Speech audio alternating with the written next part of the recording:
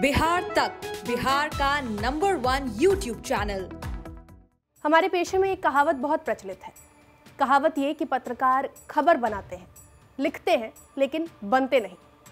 फिर कुछ पत्रकार ऐसे भी होते हैं जो जीते जी अपने कामों से इतनी लंबी लकीर खींचकर चले जाते हैं कि उनके जाने के बाद संवेदनाओं का पहाड़ टूट पड़ता है। बुधवार को जैसे ही खबर आई कि बिहार के जाने माने पत्रकार जुगनू शारदे का निधन हो गया, वैसे ही सोशल मीडिया पर श्रद्धांजलि की बाढ़ आ गई। तमाम वरिष्ठ पत्रकार, लेखक, समाजवादी आंदोलन से जुड़े नेता उनसे जुड़ी अपनी स्मृतियां साझा करने लगे। मुख्यमंत्री नीतीश कुमार ने भी शोक पत्र जारी करते हुए वरिष्ठ पत्रकार जुगनू शारदे को याद किया। पत्र में क्या कुछ लिखा गया, जुगनू शारदे कैसे पत्रकार थे, उन्होंने अपने पत्रकारीय करियर में ऐसा क्या किया कि मुख्यमंत्री से लेकर तमाम बड़े पत्रकार, लेखक उन्हें याद कर रहे हैं और अफसोस जताते हुए ये कह रहे हैं कि आपको ऐसे न जाना था। सब कुछ बताएंगे आपको इस वीडियो में। नमस्कार, बिहार तक देख रहे हैं आप और मैं हूं आपके साथ प्रेरणा। जुगनू शारदे बिहार के ही नहीं, देश के जाने माने पत्रकार थे। करीब 1960 के दशक से ही पत्रकारिता में कदम रखा और फिर देखते ही देखते हर पत्रिका के चहेते बन गए। लंबे वक्त तक जन, दिनमान और धर्मयुग जैसी पत्रिकाओं के संपादन और प्रकाशन से जुड़े रहे।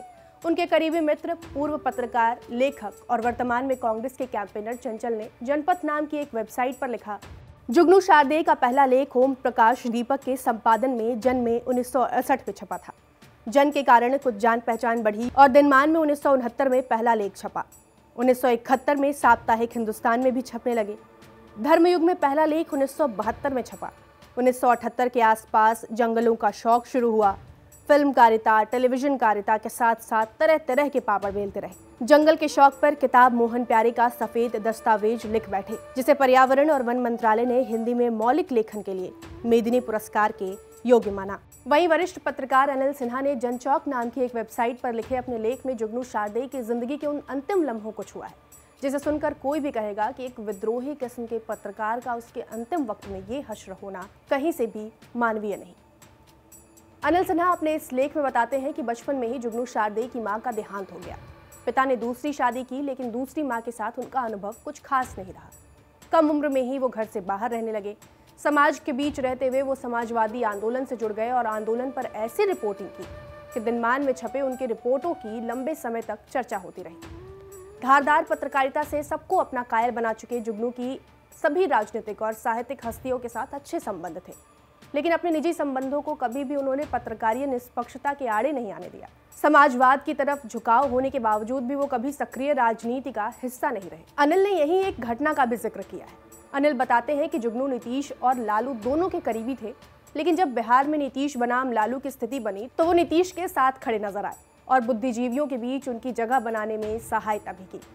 लेकिन निजी स्तर पर सहायता और पत्रकारिता में अंतर है, ये बात भी वो बखूबी समझते थे। इसलिए उन्होंने समय समय पर नीतीश की आलोचना भी की, जिससे चिढ़कर नीतीश ने उनसे अपना नाता तक तोड़ लिया। अब बात उनके अंतिम दिनों की करें तो जुगनू अपने परिवार से पहले ही दूर हो चुके थे। कैंसर जैसी गंभीर बीमारियों ने उन्हें घेर लिया। बिगड़े स्वास्थ्य के कारण कोई भी लंबे समय तक उन्हें आश्रय देने को तैयार नहीं होता। ऐसे में उन्हें लावारिस बताकर गौतमपुरी के एक प्राइवेट वृद्धा आश्रम में भर्ती करा दिया गया। बाद में उन्हें गढ़मुक्तेश्वर शिफ्ट किया गया। यहाँ कुछ दिन ठीक रहे और फिर निमोनिया से पीड़ित हो गए। इलाज के लिए दिल्ली लाया गया और यहीं उनका निधन हो गया। लावारिस दर्ज रहने के कारण उनकी मौत की सूचना किसी को नहीं दी गई और उनका दाह संस्कार कर दिया गया। एक पत्रकार, एक समाजवादी, एक विद्रोही जिसके लेख से कई नेता चमके, बिहार की सत्ता के शिखर तक पहुंचे, उन्हें जुगनू शारदे की स्थिति की बखूबी जानकारी थी। समय समय पर समाजवादी नेताओं से मदद की भी मांग की गई, लेकिन किसी ने मदद का हाथ नहीं बढ़ाया। एक सच्चे और विद्रोही पत्रकार का ये हश्र देखकर बिहार के वरिष्ठ पत्रकार अरुण पांडे और प्रकाशक ध्रुव कुमार सिंह ने चिंता जाहिर की है। लास्ट में हमने सभी से संपर्क किया। मैं बोलने में कोई हिचक नहीं है। नीतीश कुमार तक को कहा हमने कि भाई इनके लिए कोई परमानेंट व्यवस्था किया जाए रहने के लिए।